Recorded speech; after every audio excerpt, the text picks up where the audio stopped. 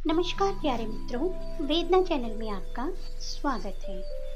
आज मैं आपको सुभद्रा कुमारी चौहान के द्वारा लिखी कहानी बड़े घर की बात सुनाने जा रही हूँ।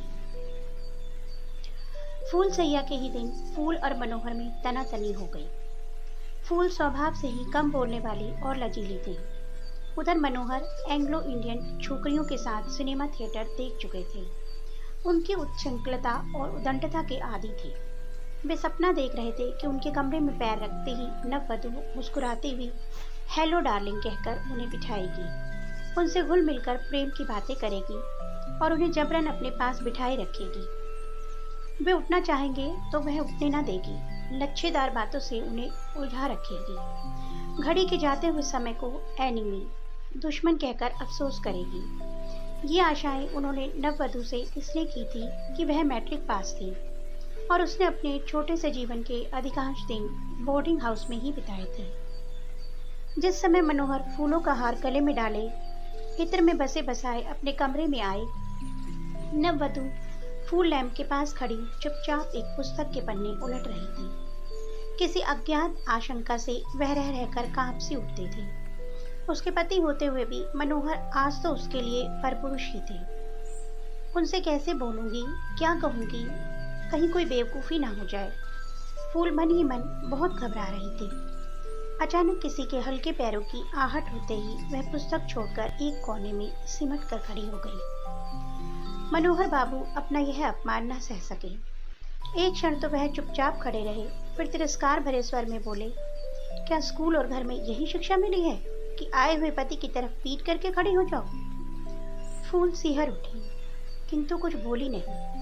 मनोहर का पारा और गर्म हो गया। कठोर स्वर में बोले, मैंने तो समझा था पढ़ी लिखी है तो कुछ अकल भी होगी, लेकिन वही गंवार की गंवार। इस पर भी जब वह कुछ न बोली तो वह झल्लाए हुए उठे और फूल का घूंघट जोर से पीछे से खींच लिया। रेशमी साड़ी थी, मुंह के साथ उसका सिर भी खुल गया, पल्ला पीठ पर आ रहा। फूल बोली तो कुछ भी नहीं, मगर फौरन ही अपना सिर ढककर कमरे से बाहर हुआ गई। मनोहर गुस्से से शक्ल चुड़ैलों की, नखरे परियों के कहते कहते सीढ़ियों से नीचे उतर गई। फूल चुपचाप आंसू बहाती हुई खड़ी रही। अचानक मनोहर को बाहर जाते देख उनकी बहन यशोदा ने आकर पूछा, क्या हुआ भौजी, भैया क्यों चला गया? फूल ने कोई उत्तर ना दिया। वह अपनी ननद से, जो उसकी सास की जगह पर थी, कुछ सहानुभूति की आशा रखती थी, मगर यहाँ उल्टा ही हुआ। यशोदा ने फूल को झकझोर कर कहा, बोलती क्यों नहीं चंडालन, दो बात भैया से कर लेती तो क्या तेरी जबान खिस जाती? एक वह थी जिसने उसके जी को जला जलाकर उसे आधा कर दिया। अब तू आई है तो तेरे ये लक्षण। आदमी का मिजाज भी देखना पड़ता है, जिसमें खुश रहे वही करना चाहिए, पर आजकल की छोकरियों का मिजाज भी तो सातवें आसमान पर रहता है। फूल आंसू बहाती रही। ननद की बातों का भी उसने कोई जवाब न दिया। इस घटना के बाद कई दिन बीत गए। मनोहर ने पत्नी की तरफ आंख उठाकर भी नहीं देखा। वे अपने राग रंग में मस्त थे। विवाह तो उनकी बहन ने जबरदस्ती करवाया था। पहली स्त्री से एक बच्चा था। बच्चा जब तक जीता रहा तब तक तो विवाह की जरूरत न जान पड़ी, लेकिन एक दिन जब वह बच्चा भी माँ का अनुगामी हो गया तो इतनी बड़ी जायदाद का कोई वारिस तो होना चाहिए। इस ख्याल से यशोदा ने भाई के सामने रो धोकर उन्हें जबरदस्ती विवाह के लिए मजबूर किया।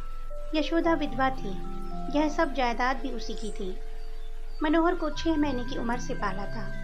मनोहर ही उसका पुत्र या भाई सब कुछ था, किंतु दोनों भाई बहन एक से रूखे स्वभाव के तुनक मिजाज, बाहर अच्छे और भीतर खट्टे थे।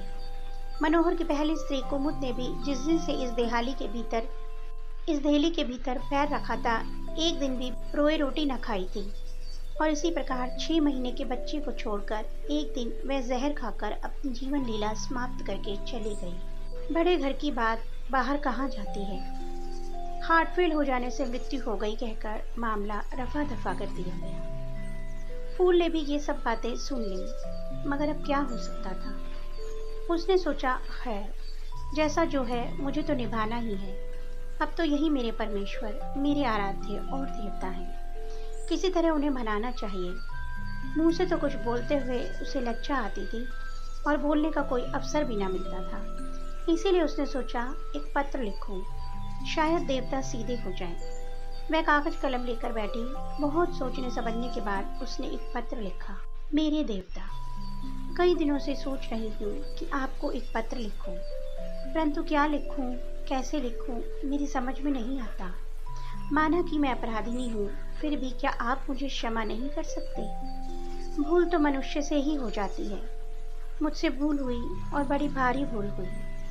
मैंने आपके कोमल हृदय को दिखाया, आपका अपमान किया, आपकी पूजा में त्रुटि की, देवता का सम्मान न कर सकी।